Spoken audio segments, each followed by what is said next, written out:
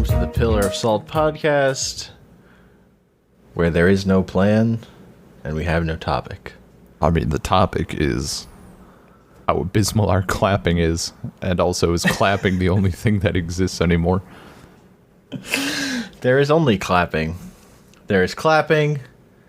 There is failure to clap. If you clap and the other person doesn't hear it, did it really happen? Did you clap? If a man claps before a podcast and no one's around to hear it, does the clap make a sound? I mean, can you see it in your wave file? If yes, then yes. I don't know, man. You didn't hear my clap, but I definitely can see it where it was. I could see it where it was on the wave file. It happened. We've had some weird ones, though. There was, that wasn't too long ago. There was one where, like, we got it too perfect, and it sounded like one clap. Yeah. And I didn't trust myself. And then we did it again, back to back. I had to just let it go. Too perfect. Yeah, bud. Too in sync. Sync ratio too high. We turn into a monster. Anime. I'm trying to think. There definitely was it like an anime adaptation of like The Thing? I don't know. I'm getting an Anime. Not it wasn't an anime. Never mind. Ignore that. I just woke up. I'm getting like Ava. I'm getting a picture of an anime in my head. Maybe it's the same one. It's gross. It's not cereal friendly. That checks out. Nothing is, though. Nothing's cereal friendly anymore. Wake up in the morning, look at my box of Cheerios, just look of disgust on my face, have to shut the cabinet, can't even enjoy things anymore. It's just a receptacle for droplets. That sentence is very unfriendly. I don't like that. Not a fan of that one. Okay, episode 2, receptacle for droplets. On the flip side, having a donation box for glasses frames and labeling it receptacle for spectacles. That's pretty good. There's some family-friendly content. Oh. So, just got back from, I suppose we're calling it vacation in this household. it had it. Paid to have yourself locked in a cabin. It had its moments. It had its moments. Especially because I wasn't to plan this summer, I was going to be back in Wisconsin for 2 weeks with Ty for one of those weeks, sitting literally in the lake, lounge chair in the lake, drinking and getting burnt to a crisp by the sun. And that did not happen. Sunscreen exists. It does. I'd probably put on a little, to be fair. Yeah. The only time I've gone super hard on sun. Yeah. I'm usually the type I burn once and then I tan. Like when I was younger, I didn't get burned too often. I would tan a bit more. When we went to Spain, I think I used like 3 bottles of sunscreen over the course of a week. I just drowned myself in it, and it was fine. I didn't get burnt. It was nice. Yeah, if I use sunscreen, I'm okay. If I don't, I will burn. Yeah, I don't really tan. Well, I mean, you're so much closer to the sun based on height.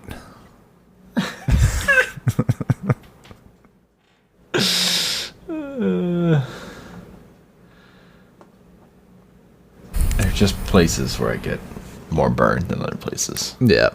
Like my nose, shoulders. See, I guess I do tan a little, but Well, it's hard. It's hard work. It would have been fine. The whole thing would have been fine, except we rented a rowboat, and I was just not a cloud in the sky, just on this lake rowing away.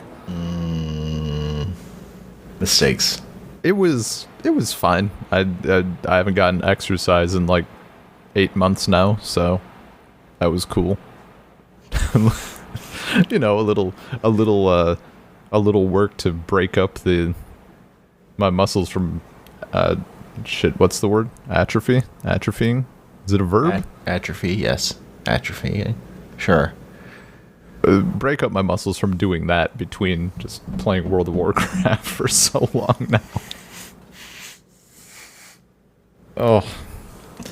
Look, get back to me when you've played World of Warcraft straight for 3 months. Yeah. Then you're a real boy. I mean, I'll talk to you in 3 months. Dude, this is filling my Tarkov slot. I have time. See, I've talked about one of my friends a little bit who went hard in Guild Wars 2. And I don't think people understand. Like, Paul did his slash played for his main character, and he has like almost 3,000 hours or whatever. My friend also had 3,000 hours in Guild Wars 2, but this was like 2 years after it came out, not 16. Like, it's gross. Yeah, the other thing I learned on my trip is, you know, I try to analyze where I'm coming from a little more, try to get more in touch with myself and why I like things I like sometimes. I enjoy nature, but I really like being in nature in a way where I can easily walk back out of the nature. or like I really enjoyed while we were out there. I loved waking up and like it was our porch and then just like trees, and then it was like through the woods a tiny bit to the lake. It was super nice just sitting at the picnic table on the porch and having my morning coffee and like just having the trees there and stuff. That was nice, because then I could go turn around and go in the refrigerator and bum around for some yogurt. But like, I don't know. Also, the woods were different than Wisconsin, because, you know, back in the day, people, you know, rolled into the new world and they're like, wow, look at these resources. So Wisconsin basically just was a lumberyard for a while there, and all of our old growth forests are now new growth forests. So yeah, that like picturesque image of like huge trees and like soft mossy ground and not a ton of bushes is just non-existent. It's just fucking undergrowth as far as the eye can see with scrawny little birch tree bullshit. So having some like big ass pine trees and just like not a lot of brush was nice. No bugs, no mosquitoes. That was dope as all hell. Nice. Yeah. But we had to walk so much. Can you imagine? I mean, exercising in nature. I walk a lot every day. I'm fine with walking. I don't mind it. My preferred version of vacation is going to the beach and boogie boarding in the water for like 30 minutes, which is like controlled falling down for like 30 minutes. Yeah. And then you go take a nap and sleep the rest of the day. Dude. Ideal. Dude. I thought I knew what vacation was, and then do that like twice. Hell yeah. No, Spain changed me, man. Like, I had never just had as I've said before, the first half was hell. It was literally just walking in 95-degree weather amongst a sea of tourists looking at buildings. Mm-hmm. They all have 4 walls and a door, Hank. They all got 4 walls and a door. Really? Some have like 2 doors? And then or like the one time, the one time that we go on like a tour bus thing that Anya's like the conference thing she was going to paid for, and it was air conditioned, and I fell asleep and Anya woke me up immediately, so I wasn't allowed to enjoy the air conditioning. But then the second week, just I'd never been to the beach before. I'd never been to the sea before, really, except for like once we were in California for a wedding, and it was like late October. I stood on the beach for a few minutes before disliking it and then walking away. Rude. Yeah, dude, I just laid out on the beach. The waves were bigger than me, which is something I've never encountered before, so I was swimming like all day, just having fun. Nice. It was a great experience. Laying on the beach, eating churros, fresh made churros. I was lazy, but damn. I'm done with. I don't like to hang out on the beach. I like to go in the water and then leave.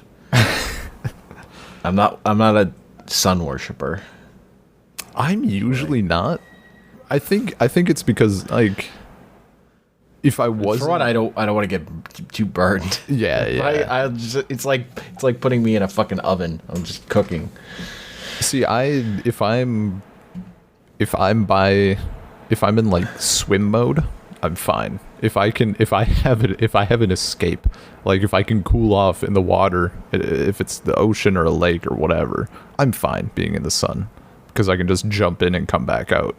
But yeah, that was the night. Our apartment there that we rented was like, I don't know, 50 yards or less from the ocean. So like we just roll back when it got too hot. We'd just roll back in and fall asleep.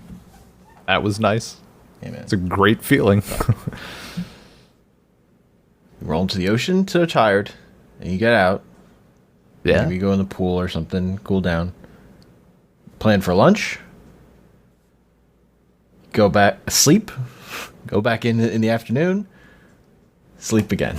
Hell yeah. Maybe watch some TV. Hell yeah. But like, you're like, maybe go for a walk in the afternoon too. Maybe there's time for a walk at some point. Oh, we did a lot of the quintessential sunset walks. Important thing is that really most of your time is just lying around. Yeah, dude. Resting. Hell That's yeah. Vacation.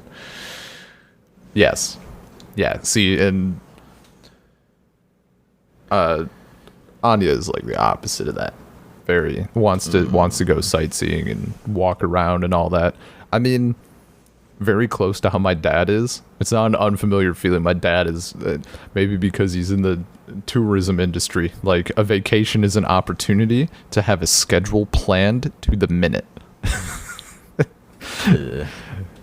He's gotten better. He's gotten better over the years. But when I was little, we'd be in Arizona visiting my grandparents, and like, it's warm and there's a pool. I want to be warm and swim. But instead we had to go to like old-timey West Town and a ranch and do things. I just wanted to lounge.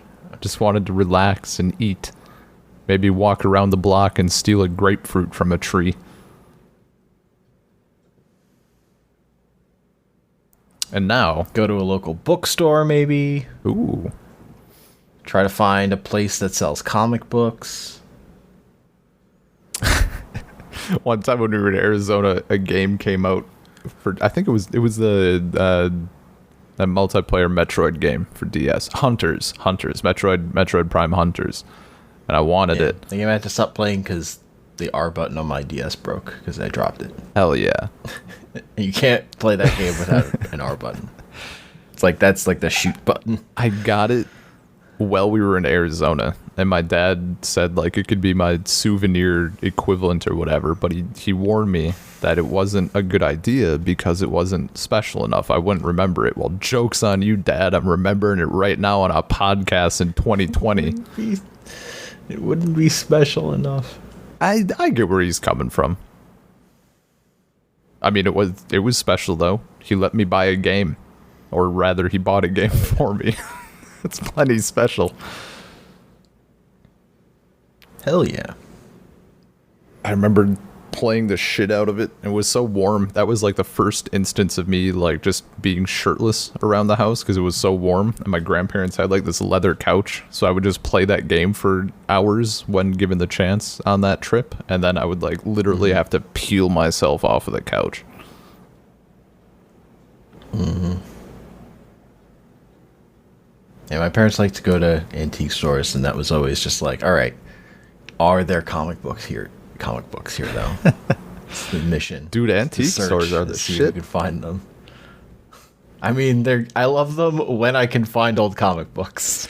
Yeah, for a while there, I always thought they were lame because there was never anything interesting. But then I realized that there are antique stores that aren't shit, and they have like a ton of stuff, and then you find like old Star Wars stuff, and I'm down. I'm 100% in. Uh-huh. You're telling me I can get this Phantom Menace novelty mug, this original trilogy box set, and a Playboy from August '87, all in one store?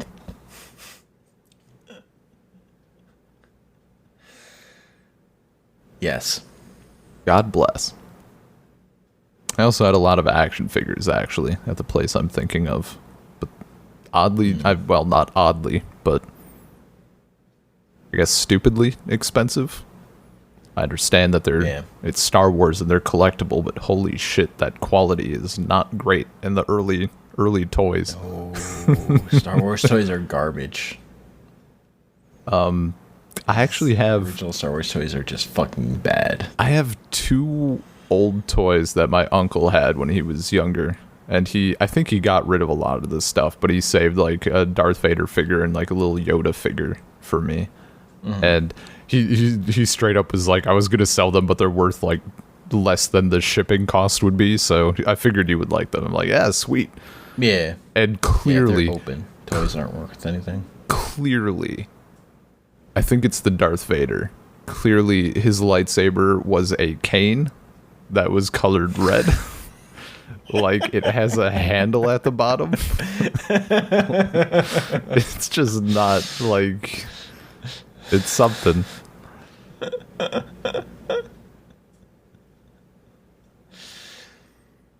Well, absolutely wild. I think he did say, like, it would be even open, it would be worth more if it was like there was some mold of it or something that was a little wonky, and it's like worth money no matter what. But don't have that one. I have Kane Vader. I mean, I have old man Darth Vader.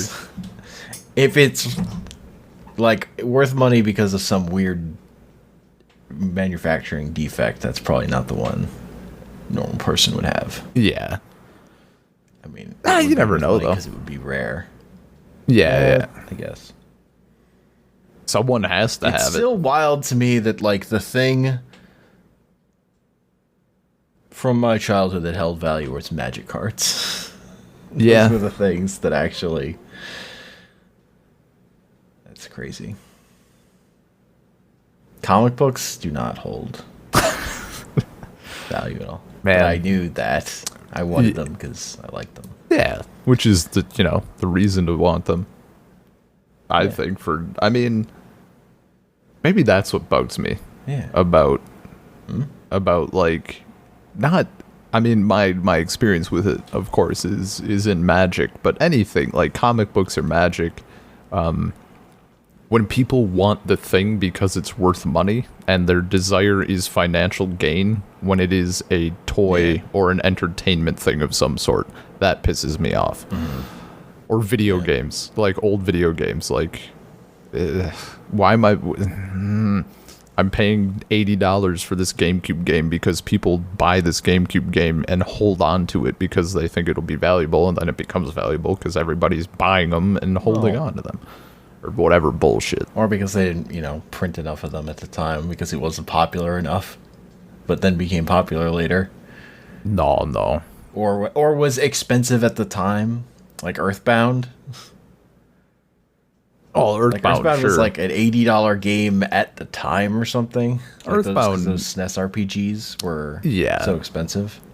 Like, rare Like stuff, Chrono sure. Trigger 2. Or stuff that's not like stuff that wasn't printed enough, sure, but like fucking Smash Bros. Melee should not be a $60 game outside of like the weird early versions. I mean, just because people play it and wear it out. Like Smash Bros. Players are like play that game to the point of destroying the discs. Either way, when people get into that stuff, just actually I just saw a thing about that recently. What was it? So it was like this whole thing. Someone, because of course people, companies, both, some of one, some of the other, they like were trying to flip a sealed minted copy of I think it was Mario Bros. I think it was just like the original Mario Bros. Like sealed and minted. They wanted like, I don't know, like $100,000 or something because it had recently sold for like 90,000 or some shit like that. I don't know, but it's all just people in that circle trying to make this a thing, when in reality, video game collectors for the most part are not going to be paying $100,000 for that because it's just not worth it. Ben, yo, that's all value is that there's someone else. No, but there's they're like trying two to competing people. I guess, but like, look, you're just seeing behind the sham of economics in general. I mean, sure, but I'm saying they are trying to conjure also, up. I wouldn't say Smash Brothers like counts as a game that's worth money when it's like it's just held value. It's like worth what it was when it was new. No, it went down for a bit. Yeah, it did. Like, and GameCube, it did go down, but then it's just back up to it's price of a new game. It's not like increased in value. It's not like actually it's a thing that's only worth that much because people want to play Melee. Sure, but I mean, the disc. Even like something like Animal Crossing. For the longest fucking time, that was like, I think it peaked at like $30. Like I'm saying peaked, like long after the fact. Like 4 or 5 years ago when I was buying Animal Crossing on GameCube, that shit was like $30. And then something fucking happened and now they're all like 50 to 60. Well, because it came harder to find them. Because, like, who keeps that stuff in stock? I mean, used game stores? Why was it? No, those don't exist. Why was what used game stores exist, Ben? That's the thing. Like, if like in an era where GameStop would be having those games, they weren't worth anything because there were all these GameStops that have any of them. But once those games like GameStop gets rid of that stock, and you can't find those things easily, then they start to increase in value if people want them. That's just supply and demand, baby. Well, it's all garbage. Anyway, circling back. So you got to get that shit before they liquidate their world shit. Well, no, now This is what I keep telling myself where I'm like, yo, you have to, there are like a few 3DS games you want, you should probably figure out getting them before like 3DS games become impossible to find or something like that. Yeah. And they all become like more expensive than $20 or whatever. Yeah. This is the story of why I recently bought Star Fox 64 for the 3DS. Checks out. That game's good. It is good. Well, I mean, even though they redid all the voice acting for the 3DS version. Yeah. But the frame rate is good in that version. So it's a trade-off I'm kind of willing to make. But the voice acting thing was why I never got it originally. But now I'm more okay with it because of the frame rate. I had... The submarine level is playable. It's amazing. I had that game and Ocarina of Time 3D. I ended up selling them both, but the reason I sold Ocarina of Time 3D was because I got to a point where I owned literally every other available Zelda game on 3DS digitally, and I just couldn't do it. I took the money hit to own Ocarina digitally to line up nicely in my folder. I couldn't. It was the only one. Literally everything else digital. Just this one game. Just one. That's some dumb OCD bullshit. Dude, if it was even like if it was even like 2 games, like I'm not gonna buy 2 retail price games digitally to complete this, but one, and I think it was like because I think Ocarina 3D has long since been like their whatever platinum price or whatever nonsense. Hang on a second. Oh, we'll cut this. Nope, no cutting. You have to live with Ben dying, I guess.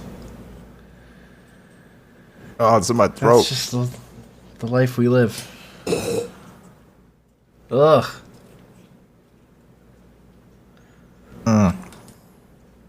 You have to keep all that in. He's no. Oh. It was like a hair or something. Ugh. I'm like part cat. Oh. My nose hurts. Don't eat your own hair, Ben. Don't lick yourself clean. That's not hygienic for you. You don't have the shit that cats have in their mouths. Maybe like a rogue nose hair or something. Or an eyelash. It was like a small hair. It's not like it was like a 3-inch strand of. The sequel to Rogue Squadron, Rogue Nose Hair. Ugh, critically acclaimed. Look, there is a part of me that wants to own Mario Kart Double Dash just because I own all the other Mario Karts. That's reasonable. You should do that then. I mean, that's very reasonable. I don't know. Mario Kart Double Dash is a good one. Did you? I know Paul hasn't played it. Have you played it? Or no, wait, no. Paul has played it. That's the last one that he liked, or I think it's the last one that he liked / first one that he stopped liking. It's like right on the. It's where the line is drawn. Okay. My friend who owned a GameCube didn't have it, so I didn't play it that much. I think he didn't have it. Yeah, I think he didn't have it. And I didn't own a GameCube. And then I had a Wii, and I just bought the Wii Mario Kart very late. I got to that one pretty late. I think I played like 7 first. Okay. And I was like, what was this? Wii one like? I don't remember. I don't remember the order in which it happened. Yeah. I just really, I mean, at this point from Nintendo, what I really want is just fucking Wind Waker and Twilight Princess on Switch. I'll even take the remakes at this point, though I think they're both not great. Wii U, dude. The Wii U is the Zelda machine. Yeah. All the Zeldas. One device. Is it really all of them? I think you can play every Zelda on there. Because there's still... Maybe Oracle of Ages. The GBA ones aren't on that. They're only on 3DS. I think they might be. All the 3D Zeldas are on it. I know. Sure. I know the not Link Between Worlds. Got them. Oh yeah, not Link Between Worlds. So it has to just be all the 3D Zeldas on one box. I remember. I think for most people, it's the Zelda machine, but I'm on that fat 3DS ambassador program, so I got Minish Cap on 3DS as well. I know Minish Cap is on Wii U. Yeah. They actually got a Game Boy Advance Virtual Console, sort of. Yeah. They even got 3DS Virtual Console stuff. Or DS, rather, not 3DS. Yeah, DS, because they had that. They had that Animal Crossing Wild World. The ideal way to play. Hell yeah. Wild World on. Oh, Wii. right, that's why. Because they Wii U has Phantom Hourglass and Spirit Tracks. I'm telling you, dude. I The Zelda machine. If you care about Zelda, and clearly you just don't care about Zelda. mean, You don't need a Wii U. I have not actually. I mean, played, I don't care about Zelda. I've not actually. But I have a played Wii U. Phantom Hourglass or Spirit Tracks. I played a tiny bit of Phantom Hourglass, not enough to say Phantom that I truly Hourglass played. is the first Zelda game I ever played, Really, like all the way through. really. And one of only 2 Zelda games I have personally played all the way through. Oh, dude, Link Between Worlds is the only one I've actually played all the way through. that is. I don't my- like the 3D ones. That's like my confession. I have. Let's see. I beat Link's Awakening because that was like hella recently. Yeah. I've beaten Wind Waker like 8 times. I beat Twilight Princess, and if you want to count it, I beat Ocarina of Time on N64, but that's because me and Jeremy were like taking turns doing shit when we would visit each other. Yeah. Like, I played parts of Ocarina. Yeah. My friends owned it, but I didn't play most of it. I did mostly of what I did in that game was fishing, I think. Oh, I think I probably spent more time that fishing checks than out. doing anything That else. checks way the hell out. Yeah, I might have played more of like I did play through the little intro part, so I might have played that more. I would possibly. I wish. Here's my Ocarina Maybe- hot take. Go for it. The owl is worse than Navi. Fuck that owl. Yeah. I don't know if that's a hot take. That might be a common take. That's not voiced often. Owl's pretty Owl. bad. He stops the whole fucking game. Literally. can't do Literally, he fucking freezes anything. time to give you useless garbage. Terrible. Yeah. I really want to maybe I'll just do up an emulator. But I fucking want Wind Waker and Twilight Princess. Want to play those again. I am Play good. those bad games. I mean, I want the originals because I want. Well, Wind Waker first off did not need a remake, like at all. They took the 3D game with that has probably the gameplay aside. I mean, they fixed gameplay stuff though. Like People- they fixed the end quest, right? I mean, if you want to say fixed, They shortened it. they shortened it. They streamlined. Whatever. They fixed. Wasn't even that bad. Fixed. Wasn't even that bad. But from a graphics standpoint, which is like what I don't know, that's like the face of it, right? Game looks prettier. That game didn't need it. It aged the best graphically out of any of the 3D titles. Twilight Princess fucking needed it, and then they fucked it up a bit. They like didn't I think they didn't change the models. They like improved the textures, but the models aren't different or something like that. I don't know. Again, I don't really like 3D. How this 3D Zelda. Yeah, Display. yeah, that's fair. I got to a part in Wind Waker where you're like supposed to do rope jump practice at the bottom of your boat, Holy shit. Okay, you got like 10 minutes in. and I couldn't do it. I failed. Oh man. So I gave up. I do own that game though. On GameCube. Because I played it way after the fact. I That don't know, most was of my experience with I like watching 3D Zeldas though. That's like my experience with them is watching friends play them. I've had fun My taste in 3D Zelda is based on which ones were the most fun to watch my friends play, which is Majora's Mask and Wind Waker. Were the most fun to watch my friend play, honestly. Okay. Twilight Princess was no fun. It was fucking boring. Was it the early part of Twilight Princess, though?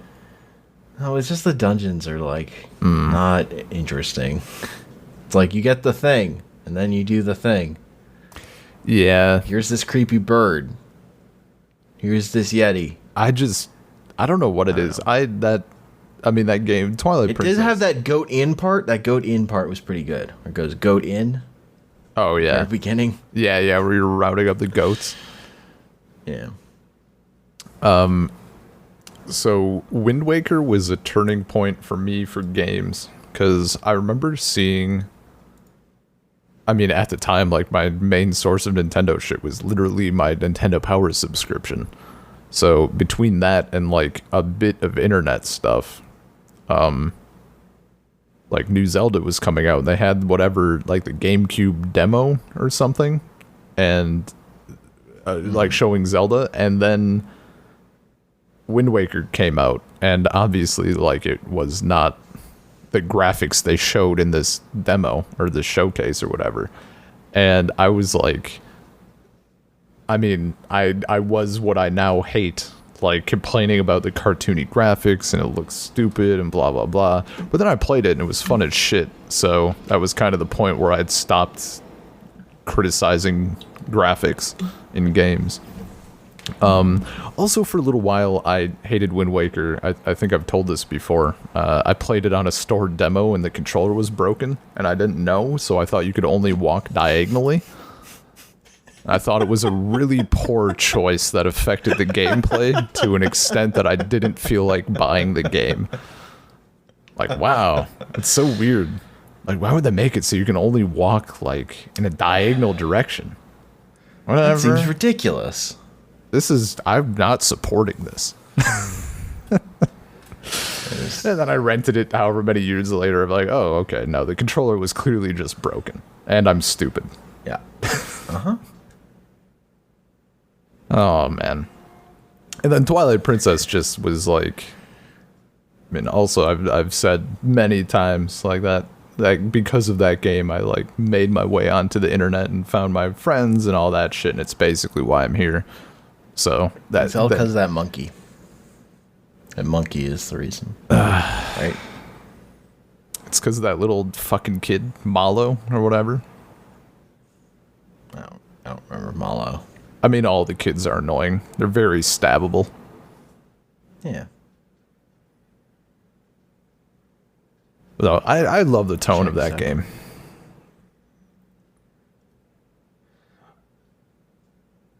And I still need to, the one because I was going to play through all the Zeldas and take, like, some notes on them and shit, for a possible podcast episode or something.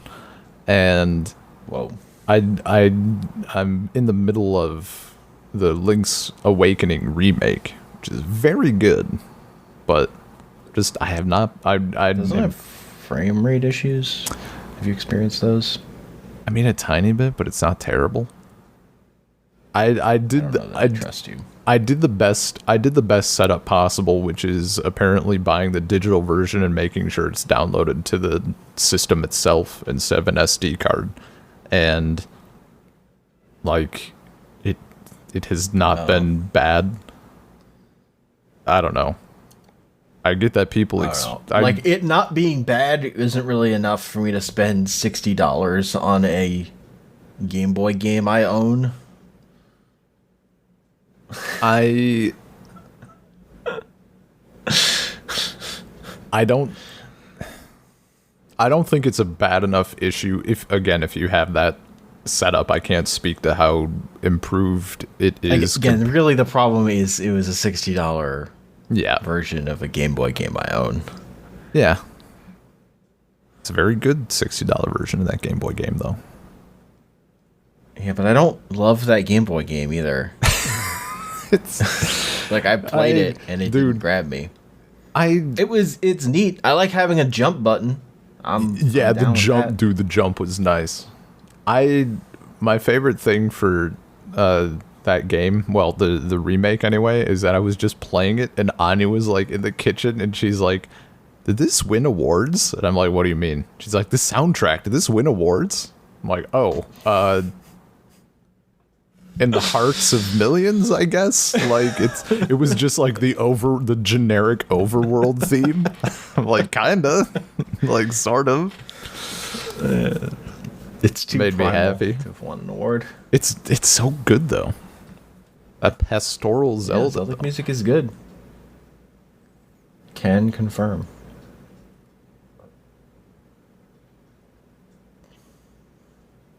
I don't know. Maybe maybe I get the Wii U just so I can literally play every Zelda game.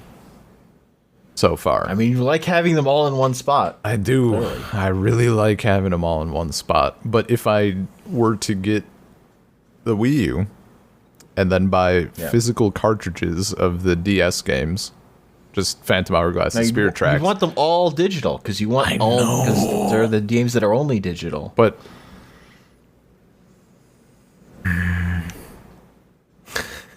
if I get one of the, what if you just had all the Zeldas? I mean, really, in the one I would box? be fine. I would be fine having Phantom Hourglass and Spirit Tracks physically if the 3DS had 2 cartridge slots, so I could keep them both in the system at all times. If I could just make it a permanent Zelda machine, then it's okay. I mean, just throw Spirit Tracks in the garbage, though. That is kind of bad. like, yeah. Like, I would just get Phantom Hourglass and keep it there, but even Phantom Hourglass, I didn't I give mean, a shit Phantom about. Hourglass is also, I think, impossible to go back to because its control scheme was very of its time. You can't go back to it if you never went there to begin with. I don't know. You can go back to play this game with a stylus. Early DS games, playing Animal Crossing Wild World for DS, same shit. Yeah. Same exact shit. I mean, I get... Yeah, but this is an action game, Yeah, I know. not like a fuck around game. Yeah, but I'm saying they didn't need... I know it's optional, but they didn't need I just mean it's harder to go. Yeah. Like, it's harder to, Well, like...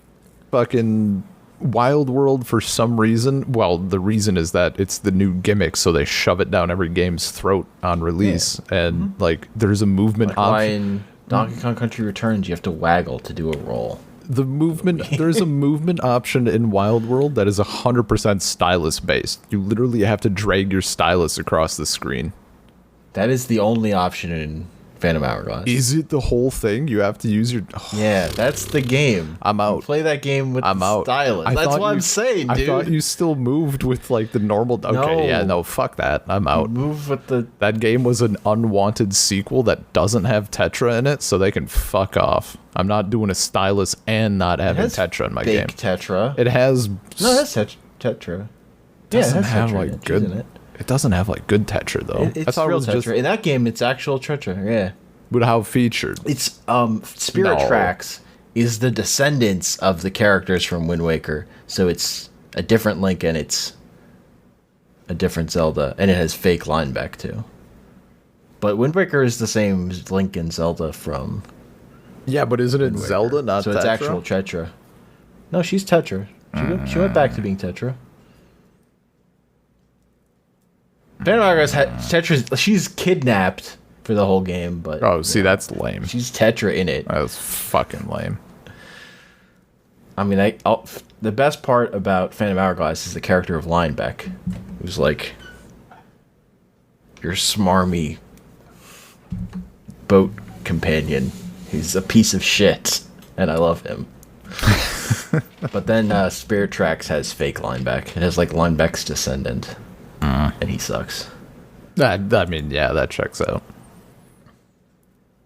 It's weird that Spirit Tracks is literally like this Link and Zelda are the direct descendants of the Link and Zelda from the other game. I mean, It's like the most direct like timeline thing of just like it's weird. ooh. It's like this Tetra was my grandmother or whatever. Just give birth. I have a feeling. I know more or less the answer to this. What's your take on the Zelda timeline?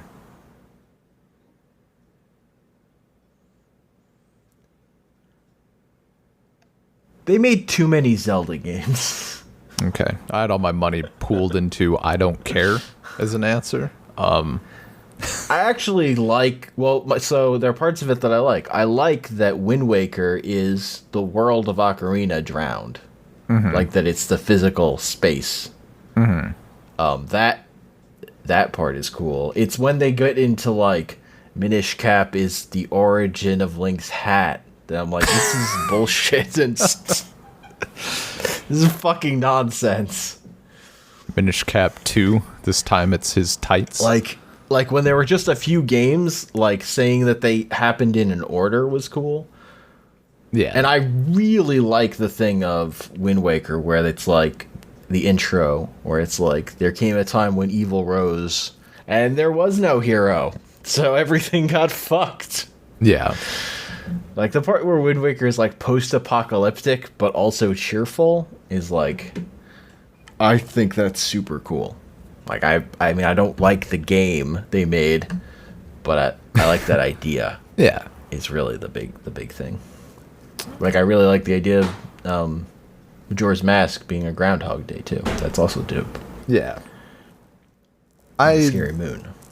I used to, like, back around Twilight, I guess it would have been like Twilight Princess, and then like from that and then through like Skyward Sword, I was kind of invested. Like my first round on the internet was on Nintendo forums, so like I got into those discussions and I put some stock into it. And then I got to a point where I just do not care about the timeline. I love that. I agree, like Wind Waker being in this like world and it's like underwater and shit is really cool.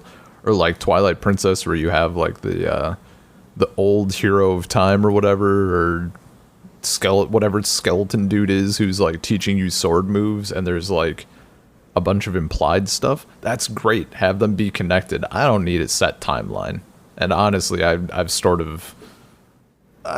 kind of started judging people who try to like put everything in an exact order, because the Pixar timeline. All the Pixar movies, one timeline. That's what they fucking get. That's what they get for using the same pizza company in every film. I just think it was funny when Nintendo put out official stuff, how fucking nonsense it was. Yeah. Like, this timeline is where Link wins, and this one is... It was just like, you pulled this out of your ass. This is not what you planned when you made these games. Yeah. I liked it when it was like, if it was like... If there was more intentionality there, maybe. It felt like a dumb fan theory. Yeah, they coupled to it. That was somehow dumber than all the fan theories I'd heard. I think... I mean,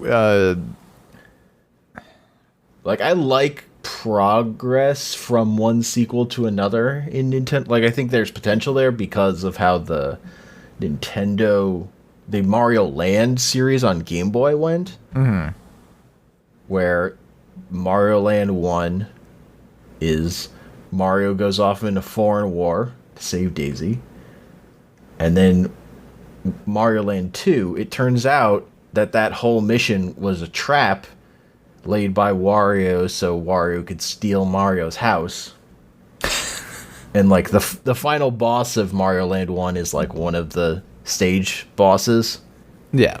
In 2. And that's dope. And then like the 3, then you're Wario and you go on a mission to find your own home and get rich. Mm-hmm. And that like when you play Wario, Wario's actually interested in the thing the player is, in getting the coins. Yeah. And collecting the things. Like I like that when you play as Wario, your goals as player and character are actually aligned. Mm-hmm. It's like, it was a neat thing. But I really liked the recontextualizing Mario Land 1 as, yeah, this was all a bullshit foreign war Mario got sucked into so that bad shit could happen back home. Hell yeah. That's just like clever in a way Nintendo games just never try to be. Yeah. So I could do with a little more of that. And there's like some of that in some of the Zelda stuff, like with the Wind Waker layering of stuff. That's like if there was some consistency in the world. Like if Hyrule were like always laid out the same or something, that would be cool. Dude, like every that actually Dragon Ball game, the world is the same. People hilariously bitched about that in the Far Cry franchise. So between 5 and New Dawn, it's like the same map, but New Dawn is just like after the apocalypse in Montana, which is where 5 takes place. So it's roughly the same map, but like shit's just destroyed now, and people complained. In Far Cry Primal, it's roughly the same map as Far Cry 4, but it just takes place like 20,000 years ago or whatever. And people complain. Who cares about... Because the Far Cry isn't like a fictional setting with lore. Yeah, this is just them reusing the map asset that they built. But still, I think that shit's cool though.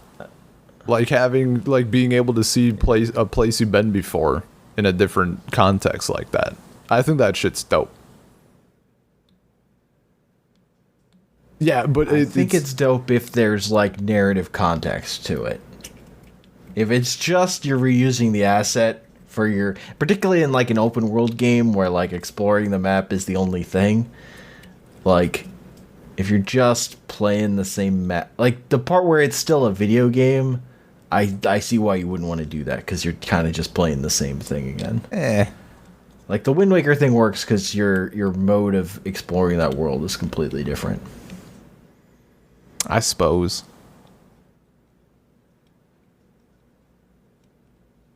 Look, fine. It's just like make all open world games like Dota. It's the same map every time, except with slight changes. That's the sport of it. This time, Roche is on the left. I'm so curious to see what... Now we've moved him over to the right. I'm so curious to see what Breath of the Wild 2 does in regards to the map.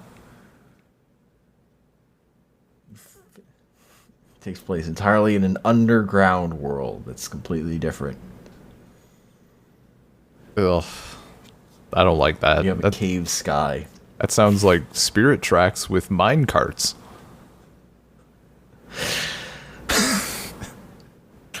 I mean... What if instead of drawing, like, your path on, like... with, like, some ability to explore, you drew your path on train tracks? Ugh. Breath of the Wild 2, but it's a mix Also, of... what if you had to stop at exactly the right time, or your passengers get mad at you and you have to try again? Ugh. That's the worst part. Get out of here. You have to time your train stopping so you're a good conductor, or your passenger gets mad at you or whatever. Do you think... I kind of hope... I mean, this is just me being a little spiteful of people who put Breath of the Wild as their #1 Zelda game after 20 years of playing the same formula and then immediately liking the thing that is not that formula. Like Breath of the Wild 2 comes out, and it's like half city builder, half RTS. Now Breath of the Wild is Minecraft. It's oh, shit. Now it's a battle royale. Oh no! Build walls. Breath of the Wild, but it's Fortnite. Hell yeah! Link can now floss. Oh Just no! in time. The trailer is him. Nintendo are the most timely. The trailer is him flossing and then doing a PogChamp speech bubble. Nintendo hops online. Nintendo tries to get with the times online and does so in the worst way. Okay, so my actual biggest problem with Breath of the Wild is I didn't like playing it, but my biggest problem with it is that the voice acting's bad. I just switched the language. It sounds much better when you can't understand them. That probably would have helped. I heard Zelda's voice, If Zelda's voice had been good, I would have liked that game so much more. I would have had so much more affection for it. I bailed fucking instantly. I heard her voice and I dipped. Like, to a different language. Thankfully, they had Russian. Nice. Yeah. That, If I ever go back to it, I'll do that. But the part where I didn't really like playing it is probably a bigger problem, ultimately. None of these people, none of them will ever hear this. Like, on this podcast specifically. It's not really relevant to anyone in my life anymore. But I wish I could find the people who fucking made fun of me on forums when I was like 13 and 14 for saying that I wanted an open world Zelda and said that it's fucking stupid and I'm stupid. And then those same people are probably just like jerking off over Breath of the Wild. I want to punch them. Unbelievable. You were wrong. Why did you have to be so wrong? Why can't you just stop being wrong? I didn't want it to be like this. I wanted Bethesda to make the open world Zelda. Ugh. You wanted it more buggy? I mean, it was... I forget what the hell. It was like 7th grade. You wanted to have less quests in it? Let's see. Multiplayer? I wanted... I'm trying to think of what it was. Of like who got what. It was like Bethesda does the open world stuff, but BioWare does the story. And then there was a third company in there, and I don't know. Mass Effect Andromeda. I didn't know it. But 13-year-old me proved to have terrible taste. As time would show. Ugh. That checks out. Look, it sounded like such a good idea at the time. Hey, man. 13-year-olds are just always wrong. Playing doesn't matter. Shit like Zelda and Mario and all playing like only non-open world games and then playing like Oblivion for the first time just blew my fucking mind, dude. Like it was like nothing I'd ever experienced, kind of by coincidence, but like it was fucking insane. I could do anything I wanted and it was dope as all hell. It's kind of, I mean, kind of similar to like how Grand Theft Auto felt, I suppose. Which, like, Ani's brother is still going through that phase of like, why don't they make this game fully open world and have it be like you can steal cars and stuff and you can buy like, because that's hover bikes. Very expensive. I mean, very expensive, but also like I've explained like, bud, they already have Grand Theft Auto. If everybody made Grand Theft Auto, then it would be boring. They tried that. It didn't work. Talking about Jack. Everyone tried to make their Grand Theft Autos. Talking about Jack 2? Did not have the money. Jack 2. Yeah. Jack 2. That is one example, yes. I just remember I'd already played EverQuest by the time Oblivion came out, so... Okay, well, not all of us are fucking ancient. Why would I play Oblivion? That's not even multiplayer online. Not all of us are old. I had dial-up. I still remember getting laughed at by a Nintendo... My internet was fucking terrible. My computer couldn't even really run EverQuest. But my friend, my friend had already told me about EverQuest is the more important thing. Because it wasn't like EverQuest was actually fun to play. It was so fun to think about, man. Hell yeah. Once you just know EverQuest exists, then you're thinking about playing things is as good or better than actually playing the things. Actually, that's I would say thinking about WoW is better than playing WoW, but it's not nearly as much better as thinking about EverQuest was better than playing EverQuest. I do. They brought that much closer together. Now that you mention, I think that's like the perfect realm that I fit into for Breath of the Wild. I love thinking about that game. I love thinking about playing it. And then I go and play it, and I'm like, there's other Dolphin though. games. It looks much better. Breath of the Wild? Yeah, Really? an emulator. Yeah, you Huh. can get like 4K textures or whatever. Are you sure you're not thinking of Skyward Sword? I'm definitely thinking Breath of the Wild is on Wii U. Well, yeah. That's the Wii U version is the one they're emulating. Oh, And then okay. they bump up all the textures and stuff. That's how they Okay. can do it because Interesting. emulation was completely cracked. Yeah. See, the one I've heard about for emulation is Skyward Sword. Like, because it has like kind of a watercolor thing going on, but it looks like shit on the Wii U. But people threw it in. People threw it into an I don't like emulator, and it looks Breath of the amazing. Wild. Skyward Sword is just badly designed. I never played that game.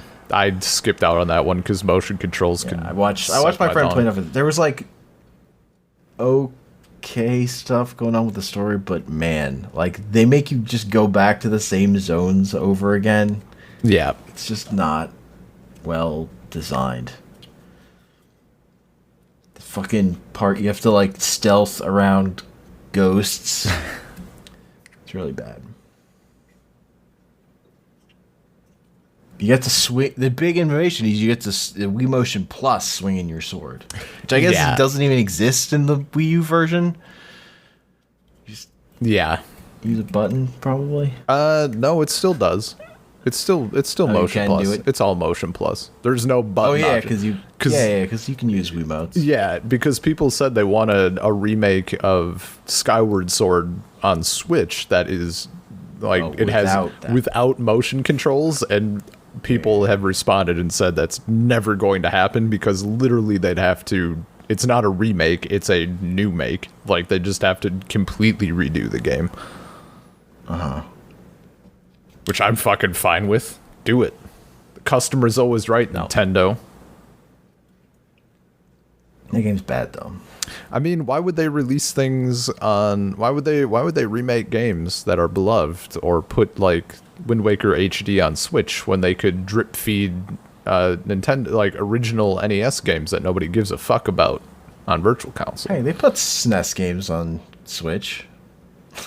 After like They moved up 3 one years. rung on that ladder. Yeah, and then immediately drip. What was it? We got like.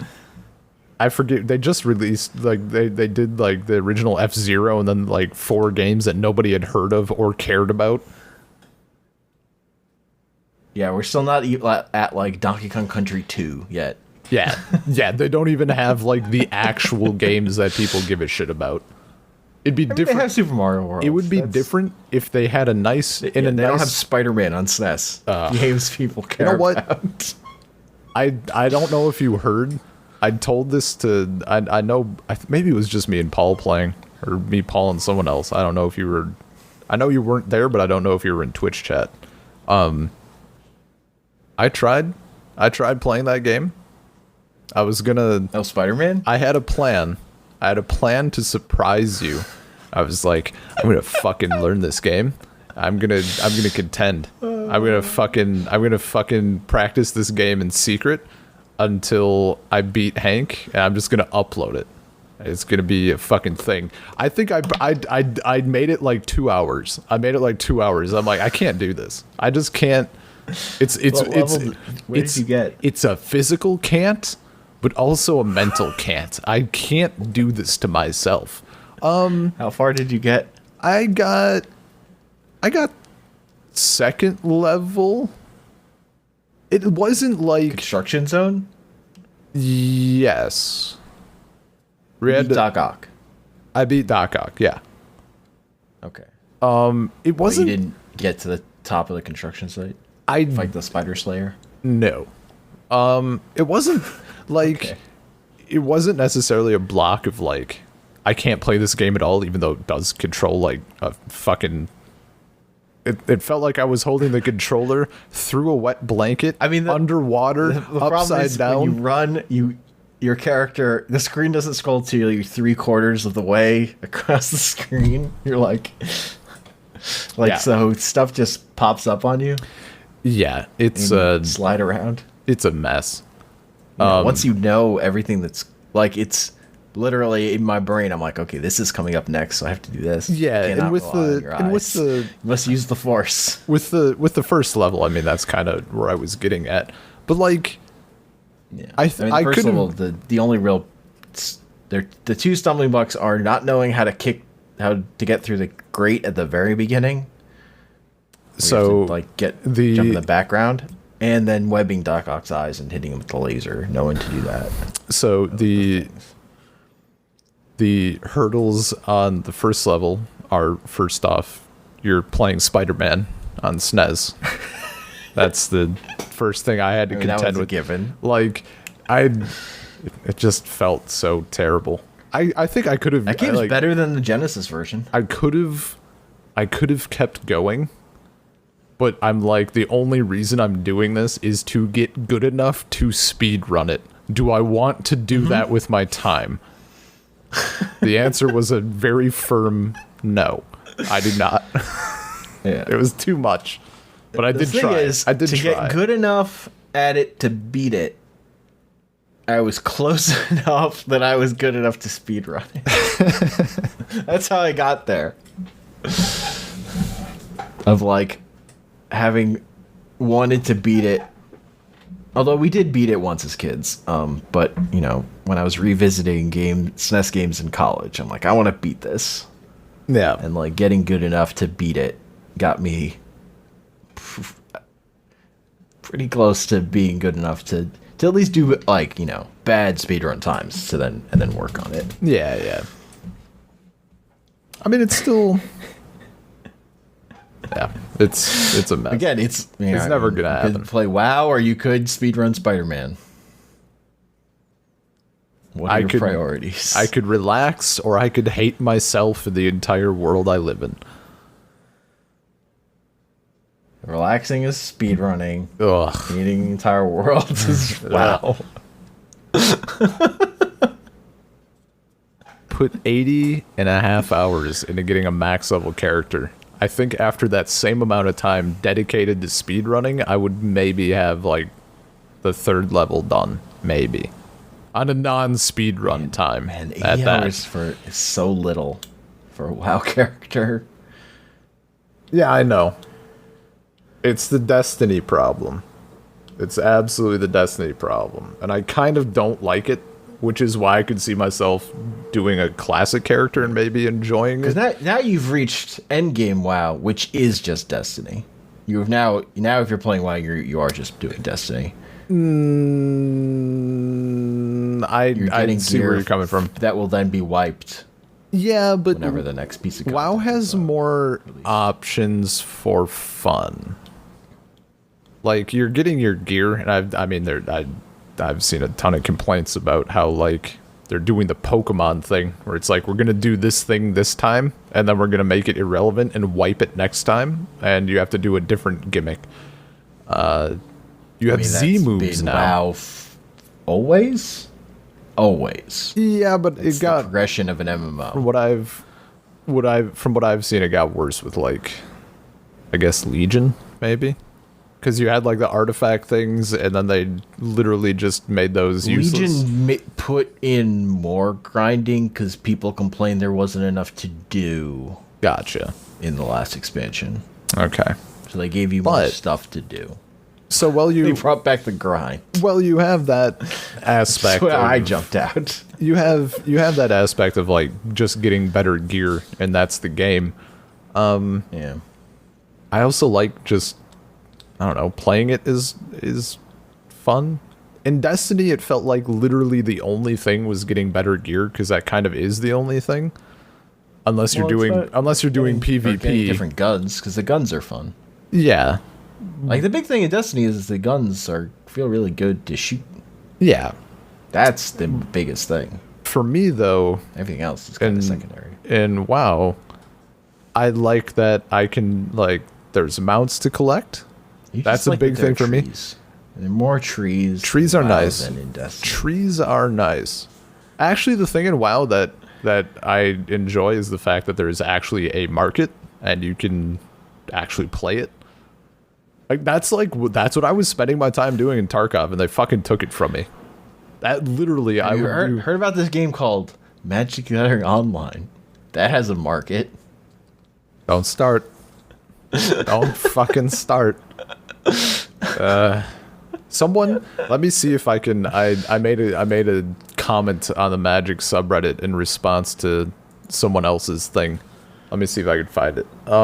Because as usual, there's like 100,000 fucking people who all decide to, one person makes some comment about buying a set of Power 9 in like 1997, and everyone's like, "Oh man, if I could only go back." Fucking idiots. Here we go.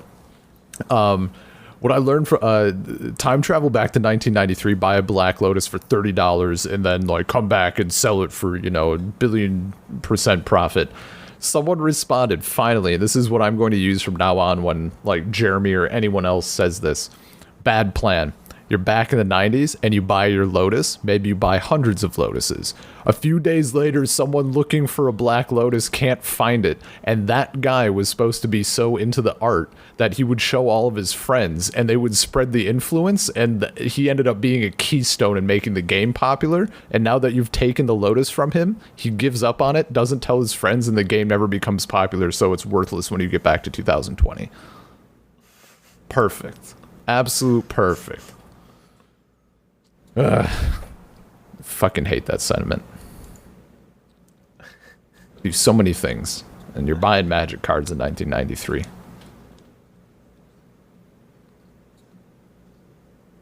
I mean, Magic card. The reasons those cards are so expensive is because they were selling out. As soon as they printed them. The funniest part would be traveling back in time, trying to buy Magic cards and not being able to find them, and then having to give up.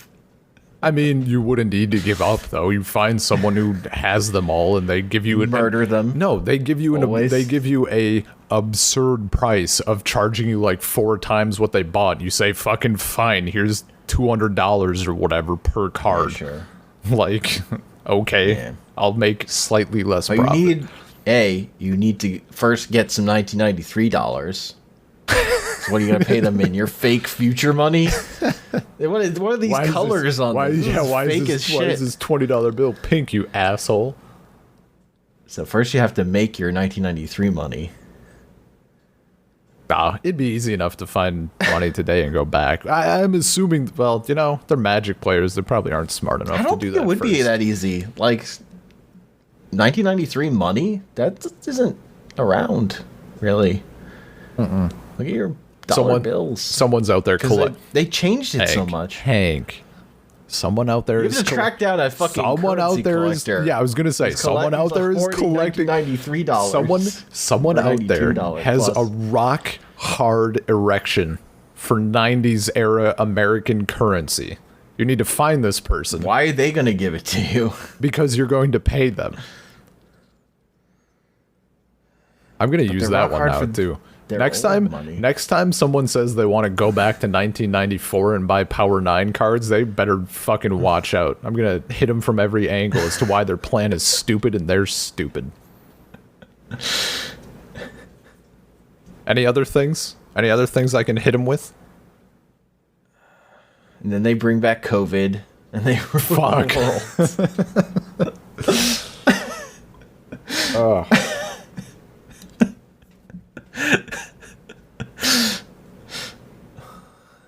They ruined the world early. Terrible. So then Magic never takes off because nobody can experience events near each other. Sounds like a best case scenario. And they never get to make MTGO. or Arena. So no one can play Magic. Got him. Oh, got him. I thought you said God I'm, and No. I was waiting for I was waiting for the rest of the sentence. Got him. Goto M. Well, we've gone like an hour 15. I figure that's good enough. Hank, what Magic stuff do you have to talk about? There were some bands. We've been talking a little bit about Nightmare Tiny Leader. We got Amonkhet coming in 2 days. Nightmare. Oh yeah, fucking Hour of Promise, baby. Field of the Dead. Problem all over again. Maybe. I don't know. The format may be too good for it now. I have no idea.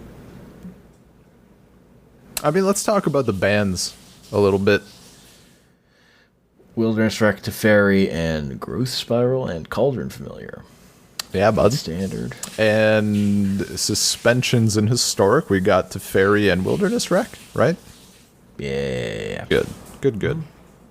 I wasn't, for some reason, I thought they also suspended Growth Spiral, and I was like, come on, give me my little Sebi boy back. I mean, they would also, if they got rid of Growth Spiral but kept Explore, that would be weird, I think. I guess. You can still Explore and Uro, but Growth Spiral, that has to go. Too much. One too many. I mean, it's not wrong. That's why, like, that's the thing of, like, they can just print a fixed version of this card. It's like, yeah, but for all older formats, that's just another version of that card people can play. So that's still a thing. Mm-hmm. Like, if you're doing it for Commander, yeah, now they can play both. They can play the old version and the new version. Yeah. Doesn't necessarily fix the problem. That's all I'm saying. I don't know, the bands I played a bunch of experimental stuff, but I still kind of think just doing ramp is probably pretty good. The thing I'm surprised is the sacrifice decks are kind of still doing really well without Cauldron Familiar. I mean, I think that one I'm a little surprised by. I don't find that too shocking. I thought Cauldron, I mean, yeah, it's a backbone strategy to an extent, but isn't it a lot of times, isn't it just a nice cherry on top? Like, if you get it set up, that's fine, but you need like another plan. I guess. I think they just have enough tools. Mayhem Devil either way, kind of, but yeah, they just had so many tools. Yeah. They still have Mayhem Devil. I'm kind of fine with that. Cauldron Familiar was honest again. It's annoying because it just took so long. Like, it was to the point where it's like, this is a problem enough that I'm probably going to lose, but I can't be certain, so I'm going to sit here and play it out for however long it takes. Not as bad as Nexus, obviously, but... Mm-hmm. And Cauldron Familiar is the only one of those cards that was not going away with rotation. Yeah. Yeah. I do think it's a little... So that's interesting. I think it's kind of funny that they banned him this late into things. Like, I mean, this is like just the thing of Arena. People are playing so much more Magic, and this is the only people are stuck at home and playing more Magic. That just like, I guess they did save me from this format. I guess they did say like they're seeing people playing way more games or whatever because they're at home. So. Mm-hmm. And just in general, like, Arena is so fast. People are be able to play so many. Like, just in general, that's a problem for Standard of, like, people burn through the formats before they're even released in paper. Yeah, dude. The time now, whereas, like, the back in the day, the format wouldn't get solved till there was a Pro Tour. Yeah. And then, like, after the Pro Tour, people would know the best deck to play. Yeah. It's still wild to me to, like, think about. You look at when cards got banned, As like, oh, this was a nightmare. They banned this card like a year after it came out. Yeah. It's like, man, imagine though. I'd be curious to see. I guess I don't know if they also would have this. Do you think they have data about like number of games played, but also like instances where games are just immediately conceded? Do you think they have that somewhere in their shit? Because I'd be so curious to know, like, if they do. There's just like, well, people seem to just be playing a shitload of Arena, and anytime someone drops this card, they just concede. Because that's me. Oh, that's why they're looking at me in their That's data. why they have the smiley face. Did you enjoy this match? Frowny face, smiley face. That's where they're collecting. That's such a terrible way of. Did you have fun? Well, I won, so the answer is yes. Hell yeah, dude. I think I usually put a neutral. Sometimes when if someone if I do won like and they didn't have fun, that's a meaningful point of data. I guess, Not but what you like, expect. what person playing Nexus of Fate is actually going to tell the truth? I mean, the person competitive Magic players are going to play the best thing, but kind of hate themselves and be sick of this thing and want to play decks that are faster, but not just thinking they're not good enough. See, and that's like the key point. I'll play, like, if I'm trying to win for quests or ranked or whatever, I want to play the deck that's going to win enough. And even for like, in my heart, I like to play jank, but I'd like to win enough to keep me interested. Because I'd get, as you've seen, I get tilted fairly easy-ish. But if it's not fast, I'm out, dude. I love the Song Mill deck, but like, again, and I think if you're laddering, you really should only be trying to ladder with decks that are pretty quick.